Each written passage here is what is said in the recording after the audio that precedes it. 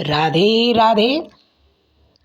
कृष्णाय वासुदेवाय हरये परमात्मने प्रणतः क्लेशनाशाय गोविन्दाय नमो नमः।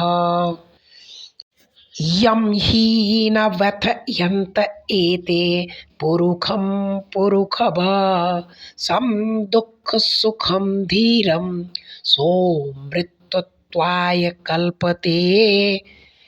हे पुरुषश्रेष्ठ अर्जुन, जो पुरुष सुख और दुख में विचलित नहीं होता और इन दोनों में संभाव रखता है, वह निश्चित रूप से मुक्ति के योग्य है। अर्थात ईश्वर को आप याद करके जो कुछ प्राप्त है उसको अपने जीवन में परमात्मा का गिफ्ट समझकर, उपहार समझकर भोगते हो तो जीवन में आए हुए समस्त दुख अपने आप दूर हो जाते हैं। तो आज हम नौकरी करने वालों के लिए, सर्विस करने वालों के लिए हर समस्या का समाधान और उसका एक कवच आप लोगों के लिए बनाने के लिए बताते हैं कि रुद्राक्ष से आप किस प्रकार का एक कवच तैयार कर लोगे जिससे आप जीवन में जो सर्विस या नौकरी से संबंधित आपके जीवन में प्रॉब्लम आती है वह दूर हो जाएगी। देखिए, अब दूर हो जाएगी शब्द का मतलब यह नहीं है कि बारिश नहीं होगी, प्रॉब्लम नहीं आएगी। प्रॉब्लम आएगी, बारिश आएगी, लेकिन आपके पास छाता रहेगा। उस छाते से आप अपने आप को सेव कर सकते हो। मान लो आपको रात में कहीं जाना है, सूर्य का प्रकाश नहीं है, तो रात में हम सूर्य को नहीं ला सकते, लेकिन हाँ, अपने हाथ में एक टार्च जरूर ले सकते हैं। उस टार्च के माध्यम से हम अंधेरे में को देख सकते हैं। वही कार्य जो यह कवच है, रुद्राक्ष कवच, आपके लिए कार्य करेगा। एक एक रुद्राक्ष आप पहनते हो तो वह एक रुद्राक्ष एक ही कार्य करता है। जब समूह बनाकर किसी रुद्राक्ष का आप उपयोग करते हो तो वह ही एक कवच का कार्य करता है। अब हम चलते हैं विषय वस्तु पर। विषय हमारा क्या है? नौकरी। तो नौकरी क्या है? छठा भाव, हमारे कुंडली का छठवां भाव। अब हम क्या करेंगे? छठे भाव को लग्न बना लेंगे और लग्न बनाकर हम देखेंगे कि हमें प्रॉब्लम कहाँ से आ रही है। देखिए, अगर आप नौकरी कर रहे हैं, हो सकता है सर्विस के समय आप जिस प्रतिष्ठान में हैं, जिस संस्थान में हैं, वहाँ पर आपकी वाणी की वजह से किसी भी अधिकारी या उससे बड़े वर्ग या आपके साथ में काम करने वाले कुलीन, इन सब के साथ में अगर वाणी की वजह से आपको प्रॉब्लम आ रही है तो जब आप लग्न बनाएंगे छठे भाव का तो वहाँ पर जो द्वितीय भाव है वह आपकी कार्यस्थल की वाणी है।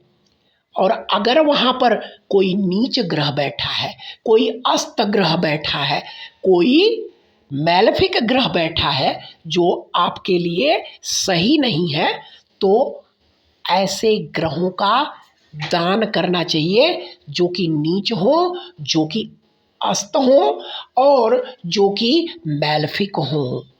अगर मान लीजिए मैलेफिक नहीं है, अच्छा ग्रह है, वहाँ पर अच्छा ग्रह फिर भी प्रॉब्लम आ रही है, अस्त है वो सूर्य से, अब क्या किया जाए? तो अब उस ग्रह को देखो कि वह लग्नेश का मित्र है या शत्रु है। मान लीजिए आपकी कर्क लग्न है, और कर्क लग्न है तो चंद्रमा आपके लग्नेश हुए, और अगर कहीं सेकंड हाउस में बुध बैठा हुआ है और बुध सूर्य से अस्त है, तो ऐसी स्थिति में चंद्रमा का मित्र बुध नहीं है। अब हमें क्या करना चाहिए? बुध का भी दान करना चाहिए। जो हमारे फेवर की चीज ना हो उसे दान कर दो, और जो हमारे फेवर की है, जो हमारे अच्छाई के लिए है, उसको पहन लो या उसका रत्न धारण कर लो या रुद्राक्ष धारण करो। सबसे अच्छा रुद्राक्ष धारण करो। अब रुद्राक्ष के लिए बहुत सारी भ्रांतियां हैं। कोई कहता है कि रुद्राक्ष पहनकर मांस नहीं खाना चाहिए, लेकिन आप मांसाहारी हो, तो अब क्या चलेगा, कैसे चलेगा भाई? तो इसके लिए आप जब भी मांस मछली खाओ, रुद्राक्ष को उतार दो और फिर दूसरे दिन स्नान करके ध्यान आदि पूजा पाठ करके तब पहन लेना, तब भी आपके लिए सही है। लेकिन पहनकर भोजन या गलत चीज नहीं करनी चाहिए, और यह हमारे धर्म और शास्त्र के विरुद्ध होगा। तो आप उसे पहन सकते हो, लेकिन कब निकाल देना है? जब आप इस प्रकार का भोजन करो तो निश्चित निकाल दो, और निकाल देना ही बेहतर होगा।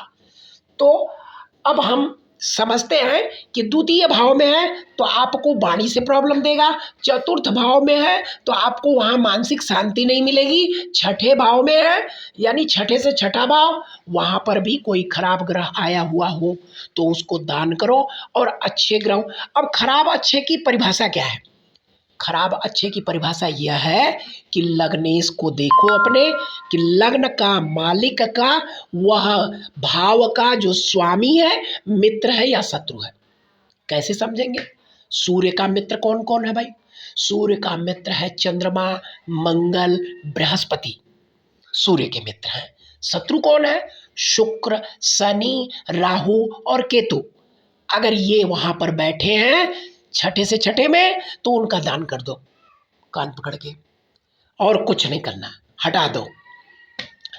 लेकिन अगर वहां पर सूर्य है, चंद्रमा है, मंगल है, तो क्या करना चाहिए? अब इनकी पूजा भी कर सकते हैं या इनके रुद्राक्ष धारण कर लेना चाहिए। तो सबसे पहले छोटा सा एक हम वो बनाते हैं कि अगर हम ग्रह को छोड़ दें, तो जैसे यही कुंडली है कन्या लग्न की, अब इसके छठे में कुंभ राशि और आठवें में मेष राशि और 12वें में सिंह राशि। अब इन लोगों के जो भी रुद्राक्ष बनते हैं, इसे एक तरफ नोट कर लो।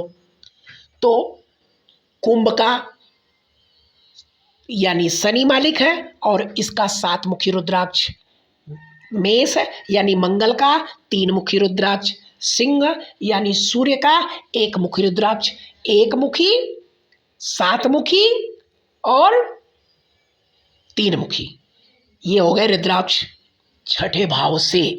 उसी प्रकार हम शनि को देखेंगे, और जो दूसरी कुंडली हमने बनाई है इसमें करना क्या है? इसमें शनि ग्रह को लग्न बना लो और वहां से देखो छठे, आठवें, 12वें में कौन सा ग्रह बैठा है और कौन सी राशि है।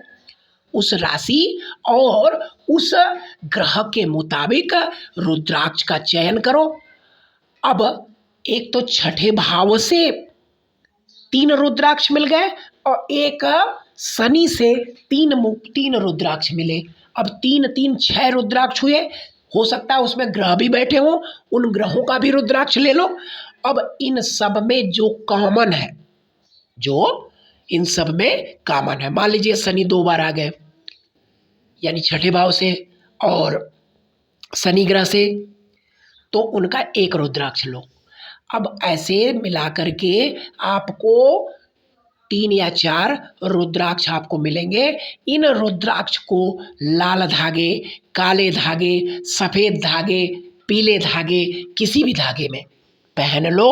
और पहनकर जब भी ड्यूटी जाते हो, तो जैसे आप ड्रेस पहनते हो, जूता, मोजा और क्या नाम है, शर्ट, पैंट, उसी प्रकार से इसको अपने गले में धारण कर लो और जब ड्यूटी से आओ तो निकाल दो।